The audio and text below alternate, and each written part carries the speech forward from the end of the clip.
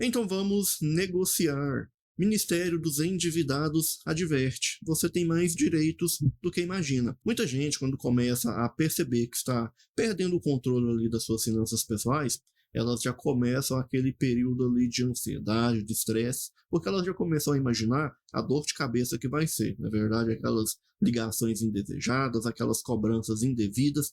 Então, antes mesmo de perder de fato o controle das suas finanças pessoais, elas já estão ali, né, em ansiedade, já começam a ter ali aquela preocupação, e muitas das vezes essas preocupações elas são desnecessárias. Desnecessárias por quê? Porque se elas tivessem ali um mínimo de conhecimento sobre os direitos mínimos que elas têm, elas não teriam essas preocupações, não teriam ali essas dores de cabeça de forma desnecessária. Até porque muita gente acredita que só porque está endividado, né, os direitos delas terminam ali quando as dívidas começam. E isso é uma grande mentira. Na verdade, quando as dívidas começam, da mesma forma começam ali uma série de direitos. Pode-se dizer que, na verdade, é um pacote de benefícios que as pessoas têm quando elas começam ali a entrar, né, nessa fase de crise financeira. E o problema é que a maioria das pessoas não tem conhecimento desses direitos básicos que elas têm, direitos simples, e elas não têm esse conhecimento. E esse conhecimento leva ali a essa ansiedade, a esse estresse de forma desnecessária. E tudo isso seria evitado tendo ali um conhecimento simples, um conhecimento extremamente básico sobre os direitos que elas têm em relação ali a essas dívidas. Mas nesse vídeo a gente vai conversar um pouco sobre os 5 principais direitos que você tem, mesmo estando endividado. Pode-se dizer que para ter esse direito, um pré-requisito é esse, estar endividado. E é sobre isso que a gente vai conversar um pouquinho nesse vídeo. Mas antes da gente ir para esses direitos fundamentais de todo endividado, se inscreva no canal, toda semana tem conteúdo novo que com certeza vai te ajudar aí a se organizar financeiramente da melhor forma possível. Então, vamos ao que interessa. E o primeiro direito que você tem estando endividado é o direito à informação clara e transparente. E como que se dá esse direito à informação clara e transparente? Quando você está com a dívida, por exemplo, ali de cartão de crédito, o banco ele é obrigado a informar do valor total dessa dívida, qual que é o valor original, qual que é o seu saldo devedor original e qual que é o valor que está sendo cobrado ali, específicos de juros e multas. Então o banco ele tem que te informar, ele é obrigado a te informar qual que é o seu saldo devedor original, qual que é o valor que você deve original e qual que é o valor que está sendo cobrado ali somente de multas e juros. E como que você consegue essas informações? Você consegue toda essa informação ali no DDC, que é o documento descritivo de crédito. Neste documento tem todas as informações. Qual que é o seu saldo devedor, há quantos dias já está em atraso, qual que é o valor ali original da sua dívida, qual que é o valor que está sendo cobrado somente de juros e multas. Então, nesse documento tem todas essas informações que é um direito que você tem e que é uma obrigação do banco te disponibilizar essa documentação. E você pode estar solicitando essa documentação e o banco é obrigado a te enviar, né, a te fornecer essa documentação no prazo máximo aí de um dia útil. Então você solicita essa documentação e dentro de um dia útil, no máximo, o banco te disponibiliza essa documentação. E com essa documentação você consegue estar de fato formulando ali uma boa negociação de dívidas. Até porque quando o banco te liga, te fazendo ali uma proposta de negociação, como eu disse para você, ele vai te informar apenas o valor cheio, ele não vai te informar o valor ali detalhado, né? Quanto que você deve ali original, qual que é o valor que está sendo cobrado somente de juros e multas.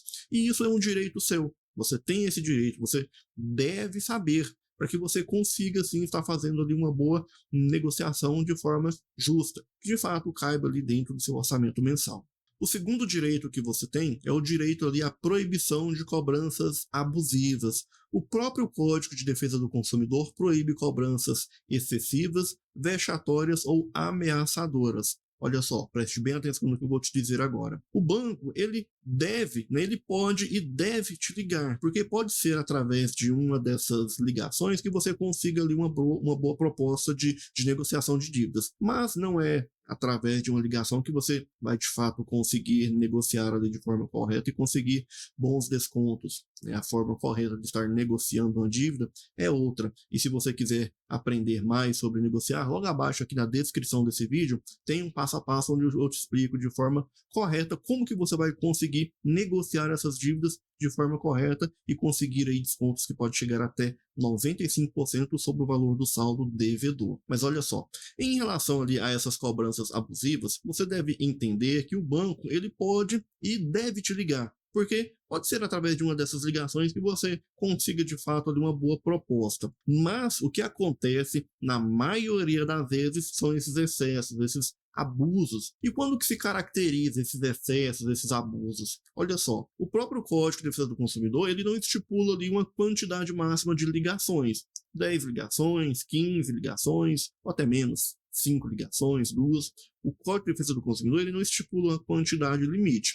Porém, ele é bem claro no que se refere a abusos, a excessos. E quando se caracteriza um abuso, um excesso, se caracteriza um abuso, essa ligação se torna abusiva a partir do momento que essas ligações começam a interferir no seu trabalho, lazer e descanso. A partir do momento que essas ligações começam a trazer ali um certo constrangimento, você deve acender aquela luz de alerta e ficar atento em relação a essas ligações.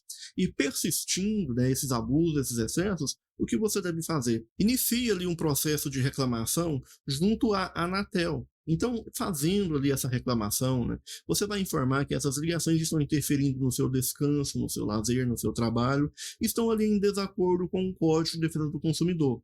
Fazendo isso, com certeza você vai sim conseguir estar diminuindo esses excessos, esses abusos. Mas preste bem atenção, essas ligações elas vão continuar, elas podem e devem continuar, mas o que não pode são os excessos. Então a única coisa que você vai conseguir diminuir vai ser os excessos, porque as ligações, infelizmente, vão continuar. O terceiro direito que você tem é o direito à negociação com valor justo.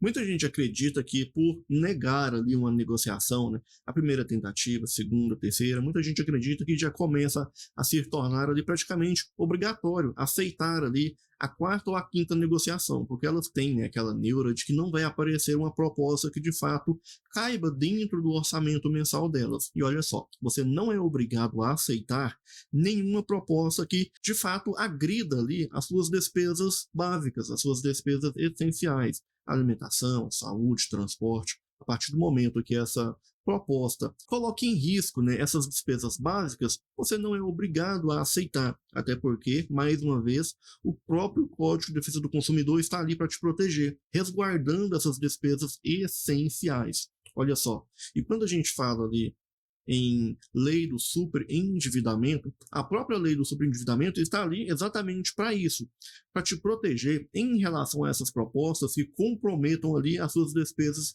essenciais. Então você não é obrigado a aceitar propostas que não caibam dentro do seu orçamento.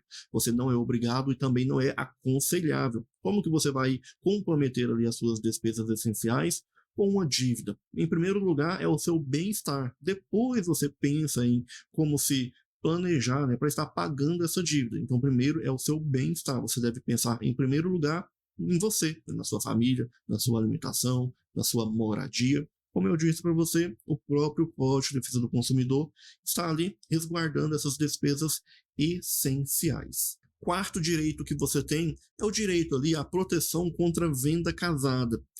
Essa venda casada é um tópico que muito delicado, porque essas vendas casadas, elas acontecem na maioria das vezes sequer sem a autorização ali dos consumidores. Os consumidores eles não têm nem o conhecimento de que existe ali uma venda casada em alguns produtos financeiros que eles acabam adquirindo. Empréstimo pessoal, consignado, na maioria das vezes, essas vendas casadas, elas acontecem exatamente ali na venda desses produtos. Essa venda casada é como se fosse ali um segundo produto, que é condicionado à aquisição desse produto que você quer. Por exemplo, você quer contratar ali um empréstimo pessoal. A venda casada ela acontece quando, para você contratar esse serviço, você é obrigado a contratar outro. E isso é proibido.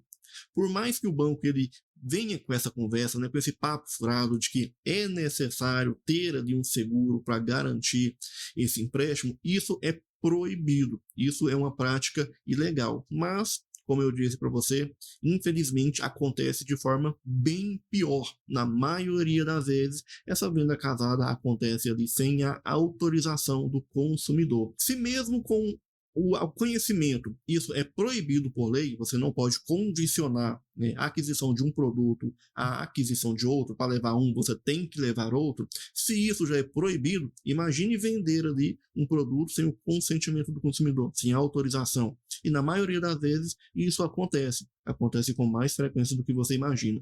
E provavelmente, se você tiver aí o empréstimo pessoal ou consignado, se você for analisar, provavelmente vai ter ali uma venda casada, vai ter ali um seguro embutido e você não tinha o conhecimento disso. Foi adquirido, foi adicionado ali nesse empréstimo pessoal ou consignado sem a sua autorização. E isso acaba elevando ali ainda mais o valor dessa dívida. E nesse caso, você pode sim estar solicitando a devolução desses valores. Por lei, você pode sim estar solicitando, até porque foi adicionado ali sem a sua autorização, está sendo cobrado ali sem a sua permissão. Sendo assim, você pode sim estar solicitando a devolução desses valores que foram cobrados ali de forma indevida. E o quinto direito, mas não menos importante, é o direito ali em relação ali à prescrição de dívida. Todo mundo sabe o que é caducar uma dívida, certo? A partir de 5 anos, essa dívida ela não pode ser mais cobrada. Mas tem um detalhe aqui muito interessante nessa prescrição de dívida. Preste muita atenção. Quando a gente fala em prescrição de dívida, não é o desaparecimento dessa dívida. Ela continua existindo, ela vai continuar ali no banco de dados interno dessa instituição financeira. O que não pode mais acontecer é ali pendências, né? Por exemplo, a negativação do seu nome em relação a essa dívida que já tem mais de 5 anos. Então não pode ter ali nenhuma prescrição em relação a essa dívida. Não pode ter nenhuma negativação, melhor dizendo. Não pode ter nenhuma pendência no seu nome em relação a essa dívida, porque a partir de 5 anos ela prescreve. Porém, a dívida ela continua existindo. Então, se por acaso, né, por exemplo, você tem ali uma dívida em determinado banco e já passou 5 anos, certo? Essa dívida ela já prescreveu, o banco não pode mais te cobrar, mas vai ser muito difícil o banco te liberar ali uma nova linha de crédito, porque por mais que o seu nome seja limpo, por mais que não tenha nenhuma pendência no seu nome, tem ali, né, essa negativação, tem esse débito interno ali no banco. Por mais que ele não te cobre, existe essa pendência e dificilmente ele vai te liberar ali uma nova linha de crédito. Mas o detalhe não é esse, né? O que eu quero te trazer aqui sobre a prescrição da dívida é em relação ali àquelas cobranças que acontecem de forma amigável. Sabe aquela ligação, aquela mensagem, olha só uma proposta para você, para estar liquidando esse débito com uma condição especial. Acontece que, inclusive, essa prática, até mesmo uma simples mensagem de cobrança, está proibido. A partir de 5 anos, não pode mais haver a cobrança nem judicial, através de uma ação, e nem de forma extrajudicial. E como que acontece essa cobrança de forma extrajudicial? Através dessas ligações de forma amigável, através dessas mensagens carinhosas. Então, essa cobrança ela não pode acontecer sequer desta maneira, sequer através de ligações amigáveis, de mensagens simples, te oferecendo ali um desconto para você estar liquidando, né, essa dívida, por mais que seja de uma mensagem super amigável, respeitosa, mesmo assim, essas ligações, essas cobranças não podem mais acontecer. Conhecer os seus direitos é o primeiro passo para você sair das dívidas e retomar o controle das suas finanças pessoais.